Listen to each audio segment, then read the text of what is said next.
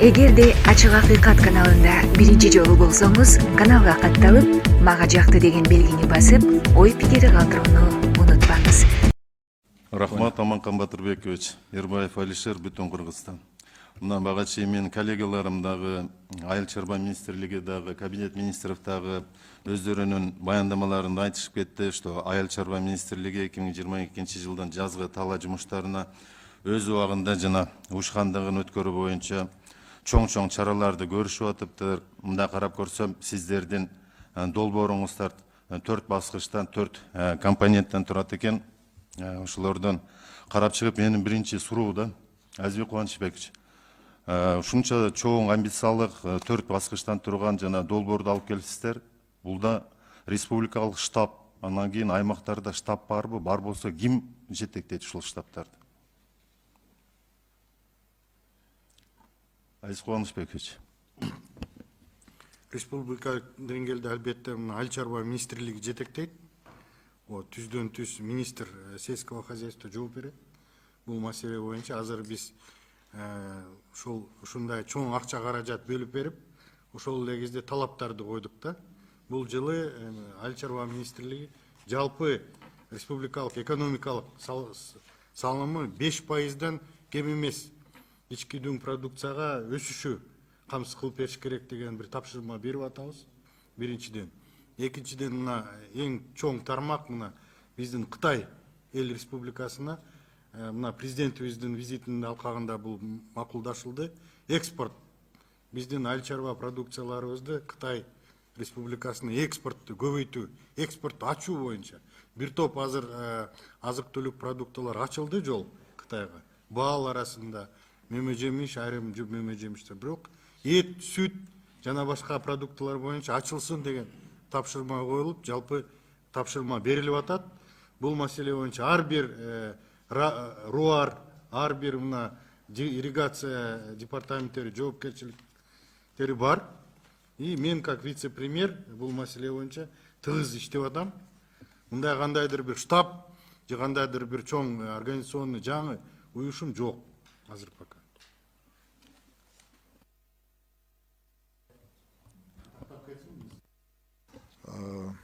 Алишер Ташбаевич, сиз айтып аткан ушул иш-чаралар өткөн жылдын декабрь айында 39-тескеме менен кабыл алынган.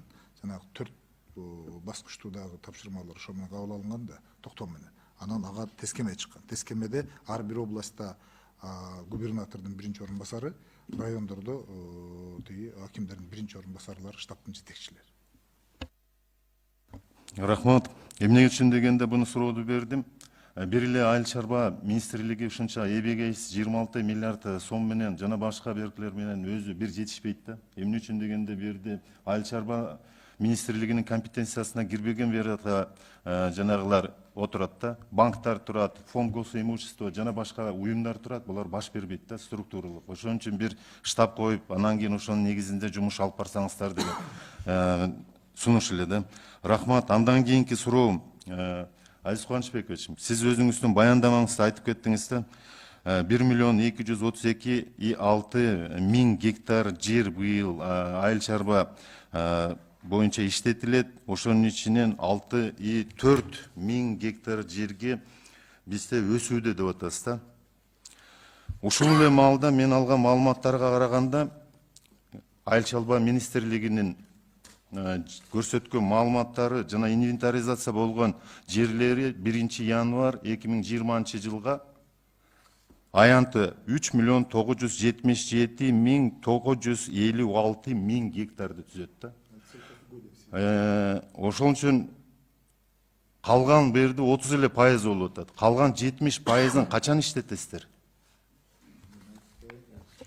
Алишер Ташбаевич, өзү бизде ошол айыл чарба жерлер категориянын ичинде чабындылар бар, адегенде жайыт бар, чабынды бар, көп жылдык бактар бар, анан айдоо аянты бар. Айдоо аянты жалпы Кыргызстан боюнча 1 миллион. Урматтуу министр Аскар Сапарбекович, мен берки кылбасаңыз, мына менде могу сиздердин атайын гипрозъем жана башка маалыматтар менен берилген. Могу жерде сиздер айтып аткан башка, мына мисалда айтылып атат. Сельхоз, земли сельхоз назначение 3 977 900. Ал сиз айтып аткан жана земли населенных пунктов, промышленность, особого назначения, лесного фонда, бул башка категориялар кирбейт. Могу жерде сиздер азыр 30% жерди айтып атасыздар. 70%ты качан иштетесиздер? Мына могу сиздердин официалдуу берген данныйыңыздар. Мен айтып коеюн.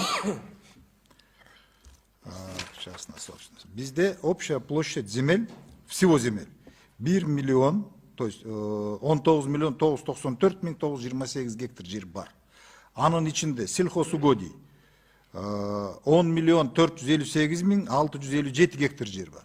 В том числе пашня 1 миллион 236 миң гектар жер. В том числе орошаемая 795 миң 185 гектар жер.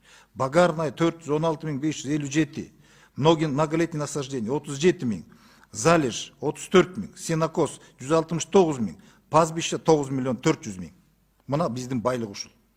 Рахмат, Аскар Сапарбекович. Көрдүңүздөр, урматтуу коллегалар. Мына министрликте, бир министрликке биз ушунча эгейсиз акчаны, мүмкүнчүлүктү, возможностьти баарын берип атабыз.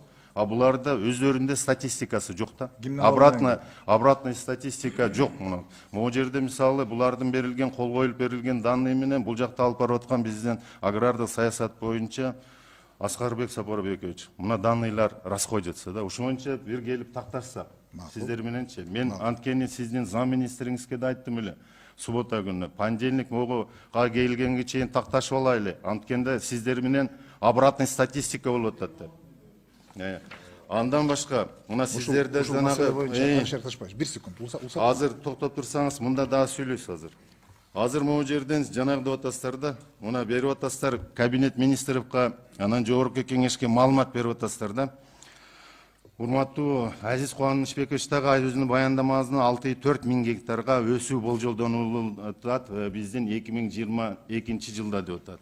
Ошол эле маалда сиздер могу жерде статистиканы берип атасыздар.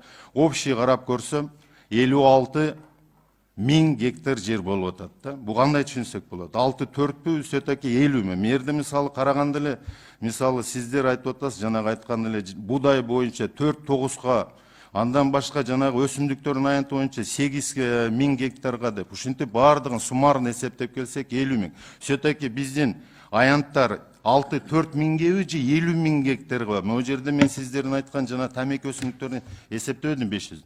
Статистикаңызды тактап койсоңуздар. Статистика боюнча айтып коеюн эми сизге. Мындай деп айтылып турат да. 53,7 миң гектар жер не использован. Сизде де тура ошол? Ошонун ичинде быйылкы жылы биз өздөштүрүп оборотко киргизебиз деп атабыз. Айыл чарба өсүмдөрүн себебиз 6400 гектар жерге. Ошондо кала турган жерибиз 47,4 миң гектар, 13 миң гектар жер дагы калат пайдаланылбай. Бул пайдаланбаган жер болсо, мен сизге 47 миң гектар жерди айткан жерим жок. Сизге айтып атам, мен общем беркеси менен 2 миллион 300 миллион жер пайдаланбай атат деп атам. Ушу менен тактаңыздар, могу жерде обратный статистикаңыздарды караңыздар. Могу жерде жөн эле азыр уруп атасыздар да, берде отуруп алылычы. Мунун аянты мынчага чоңойттук, атак карап көрсөк 6,4 миң гектар жер өсүүсү былтыркыга салыштырмалуу өсүп атат да. Андан кийинки суроо. Мисалы, могу жерде айтып кеттиңиздер, азык-түлүк, мисалы, коопсуздук камсыз кылыш үчүн күйүүчү майлар менен минералдык жана жер семирткичтер боюнча чоң жумуштар болуп атыптыр. Буга чейин коллегаларым да айтып кетти. Мен жанагы фонд госматрезервов, андан кийинкиси ассоциация нефтетрейдеров, ушулардан сурайт элем да, былтыркы ушул малдагы баа канча эле? ГСМдики. Сиздер мисалы жанагы общий объемын фонд госматрезерв айтпай эле койсоңуздар. Канчадан сиздер ГСМди забронировать эткенсиздер запаска? Бизде ГСМ боюнча бронирование жок, былтыр болгон эмес. Жак нефтетрейдерлер Турбаев мынакей жооп берсин. Канат Ашатов, Кыргызстан. Канат мырза. Мунай сатуучулар ассоциациясынын президенти. Былтыркы малда баа 34 сом тегерегинде болчу бул малда. Өзүңүздөр билесиздер, былтыртан бери ушул малдан баштап, так айтканда февралдын аягынан баштап Россиядагы нефть кайра иштетүүчү заводдорунан кескин түрдө баа жогорулап келатат да. Ошондон бери бүгүнкү күнгө чейин 140%га жогорулады баа. Дүң баа. Ал эми чекене баа болсо Кыргызстандын ичинде азыр 75-80%га көтөрүлдү. Рахмат, мына барыңыздар уктуңуздар, буга чейин дайым эле жанагы жазгы таала, күзгү таала жумуштары болгондо өкмөт өзүнүн постановлениясы менен Госмотрезервден разбронировать этет да, горюче смазочный материалдардычы. Эмне үчүн дегенде нефтеде понятие бар да, естественный убыль, естественный потери деген бар да. Анткени турган ГСМ өзүнөн өзү жок болот да. Ошонун берки кылганга канчадан бронировать этсе, үчүнө жанагы үстүнө транспорттун, мисалы 35 сомдон дедиңиздер, үстүнө транспорттун расходу менен айылдарга жеткизгенге 2-3 сом болот да. Ошондо 38 сомдон болот да. А сиздер азыр болсо 68, а кээ бир жерлерде 75 сомдон, эки эсе арзан болот да. Ошол эле ГСМ азыр частный АЗСтерге сатылып кетет да. Бекер эле. Андан көрү ушул канчадан бронировать этсе, ошо менен разбронировать этип туруп, анан кийин айыл чарбада иштетилген жанагы биздин дыйкандарга таратып берсек болбойт беле? Аскарбек Сапарбекович. Анан кийин сизге, Азиз Кубанычбекович, ушул сурооду сизге берейин дедим эле да, министр, кабинет министрович. Суроом кайталап коеюн сизге. Жылдыга Госмотрезерв бронировать этет да. Бир баада алып туруп, Госмотрезервге ГСМдерди коет. Как запас катары. Есть понятие естественной потери, естественный убыль деген. Бир жылга жетпестен булар разбронировать этилип туруп, анан кийин сатылыш керек же жана болуш керек. Жылдыга өкмөттөн токтом чыгып, разбронировать этилип туруп, ошол ГСМдер. Анан кийин айыл чарба министрлигине өткөзүп берилчү эле. Быйыл эмне үчүн аны кылбадыңыздар? Эмне үчүн дегенде былтыркы баа менен коюлган баасы 35 сом, быйыл 75-80, 68 сомго чейин чыкты. Ушул жанагыны караган жоксуздар өзүңүздөр. Бул жылы өзүңөр билгендей дүйнөлүк баалар кескин өстү. Нефтке өсүп, ГСМге өсүп, чоң проблемалар мына көп өлкөлөрдө болду да. Кыргызстандын тышкарына Казакстан, Өзбекстан көп өлкөлөрдө с наличием ГСМ проблема болду. Ошондуктан бул маселе боюнча, значит, так былтыр иштей албай калдык. Бул жылы мына Матрезерв менен министрлер кабинети кошо кандайдыр бир определенный запаска азыр барганга пландаштырып атабыз. Эгерде бирок азыр баалар кымбат. Жалпы баалар кымбат. Сиз Азиз Кубанычбекович, сиз түшүнбөй калдыңыз. Анткени жылдыга бронировать этилип коюлат, сатып алынат ал. Коюлат. Ошол коюлган нерсени өз баасында сиздер разбронировать этип кайра берип келишиңиз керек. Бекер эле естественный потеря, естественный убыль болуп ал азайып атат күндөн күнгө. Госрезервде турган күйүүчү майлар. Ошону эмне үчүн ошол баада разбронировать этип, могу дыйкан чарбаларга иштетпейсиздер, штаб болгондон кийин. Азыр Матрезерв жооп берсинби азыр запастар боюнча азыр? Уруксат болсо. Госмотрезервде ГСМ боюнча эме жок сакталган, былтыркы жылдагы сатып алынган эмес, акча каражаты жетпегендигине байланыштуу. Мына өзүңүздөрдө көрдүңүздөр, Госмотрезервдин акыбалын. Мен жооп берип коеюн, саламатсызбы? Антимонополиялык агенттик директор Тайлаков. Буга чейин Госмотрезерв тарабынан разбронирование болгон эмес. Буга чейин фермерлер менен нефтетилерлердин ортосунда келишимдер гана түзүлүп келинген. Дүң баада ылдыйраак берүү боюнча. Бүгүнкү күндө фонд Матрезервде дагы менин оюмча мүмкүнчүлүк дагы жок. Жеке ишкерлер иш алып барат. 90% жеке ишкерлик субъекттер алып келет. Ошон үчүн меморандум менен иш алып келип атат да. Андай болгон эмес биздин маалыматтар боюнча. Кечиресиз, рахмат. Мен сизге 2006-2007 жылдан бери мага келсеңиз, мен сизге статистикасын көрсөтүп берем. Канча миң тонна, канча миңден разбронировать этилген, азыр бул купуя сыры болуп аткандан кийин мен сизге бу жерде айткым келбей атат да. Мен акыркы 6 жылда айтып атам да. Ага чейин барган болгон. Мен ошону айтып атам да, азыр кымбаттап атканда эмне үчүн жардам дыйкандарга берүү үчүн ушул механизмди карабадыңыздар деп суроо берип атам сиздергечи. Кылгыла деп аткан жерим жок. Айыз Кубаныч, сизге да бул кабинге берилип аткан суроода. Ооба. Эмне үчүн каралган жок депчи. Былтыр эми каралган жок. Запас ГСМ боюнча резервке көбүнчө биз азык түлүк коопсуздукка көңүл бурганбыз. Мына буудай боюнча толук кандуу запастар бар азыр. ГСМ боюнча ситуация былтыр кескин өзгөрүлүп кеткен. Кескин мына дүйнөлүк баалар $40 $80 чейин өсүп кеткен жок. Ошол кезде тилекке каршы запастар боюнча маселе каралган жок. Бул жылы мына дүйнөлүк баалар өтө жогорку деңгээлде. Ошол запастарды кылганга кажети барбы, кажети жокпу азыр анализ кылып атабыз. Бирок түздөн түз ассоциациялар менен эме түзүп, мына нефтетрейдерлер менен баалар биздин мына дыйкан фермерлерге жеңилдетилген баалар менен камсыз кылууга аракет кылып атабыз. Бирок ГСМди сактаганга тоже эме технологиялар боюнча аябай оор да. Оор, анын естественный убыль болот. Андан көрө ошо түздөн түз алып сатканга шарт түзүп беришибиз керек. Менин оюм боюнча. ГСМ бул буудай эмес, бул башка көпкө сактала турган запас эмес да тилекке каршы.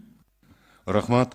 Анан кийин могу жерде биринчи баскычында, биринчи компонентинде сиздердин могу план иш-чара чараларыңыздар көрсөтүлгөн да.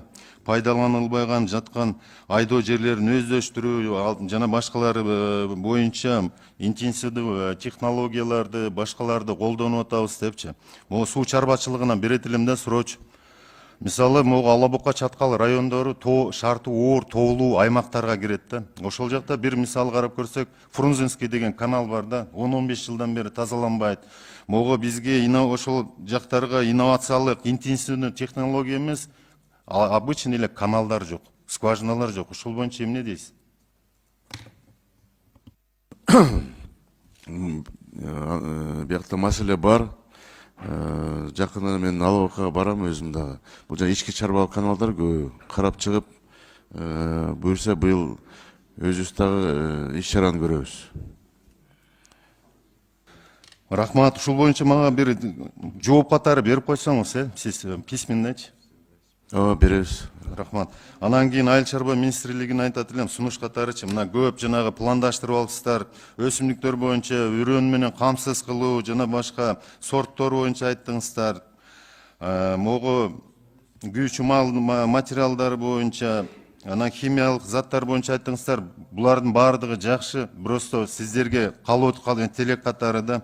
Ушулар боюнча сиздерде жана жумуш жүрбөй атат да. Элге жеткизүү боюнчачы.